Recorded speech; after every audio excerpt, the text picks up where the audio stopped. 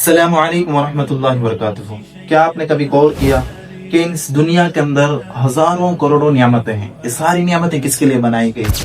अल्लाह ताला फरमा रहे हैं कुरान चैप्टर 2 वर्स नंबर 29 में, हुवल्लज़ी खलक़ लकुम मा फिल अर्ज़ि जमीआ, और उसने ये तमाम चीजें तुम्हारे लिए बनाई हैं। खलक़ लकुम बोला है, तुम्हारे लिए सारी दुनिया की चीजें अल्लाह ताला ने बनाई है। और इसी तरह कुरान चैप्टर 51-56 में अल्लाह ताला फरमा रहे हैं, वमा खलक़तुल जिन्ना वल इंसा इल्ला लियअबुदून, हमने जिन्नात और इंसान को अपनी इबादत के लिए पैदा किया है। यानी यहाँ एक साइकिल है।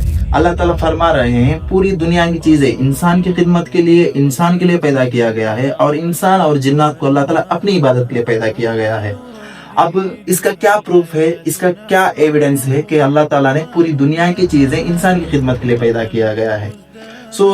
अगर हम इसमें थोड़ा गौर करते हैं तो हमें वाज़ेह तौर पर खुलकर यह बात सामने आती है कि हम देख सकते हैं दुनिया के अंदर जितनी भी नियामतें हैं, आग, पानी, हवा, दरख्तें, ये सारे जितने भी चीजें हैं, सारी की सारी चीजें इंसान की खिदमत के लिए पैदा की गई है। इसलिए कि अगर इन चीजों में से कुछ भी कमी आ जाए, इनमें से थोड़ी भी कमी आ जाए, इसका सबसे पहला इफेक्ट, इसका सबसे पहला नुकसान इंसानों पर पड़ता है।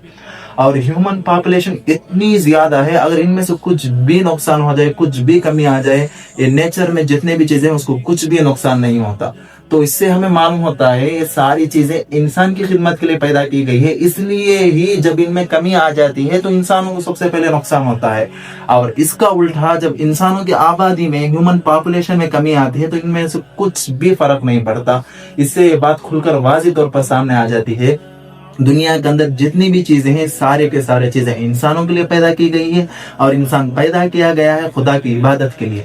और इबादत का मतलब सिर्फ नमाजें, रोजे, हज वगैरह कर लेना ये इबादत नहीं, ये तो फरिश्ते भी करते थे। इंसानों और फरिश्तों में क्या खुसूसियत है, इसको हम अगले वीडियो में डिस्कस करते हैं। अस्सलामु अलैकुम व रहमतुल्लाहि व बरकातुहू।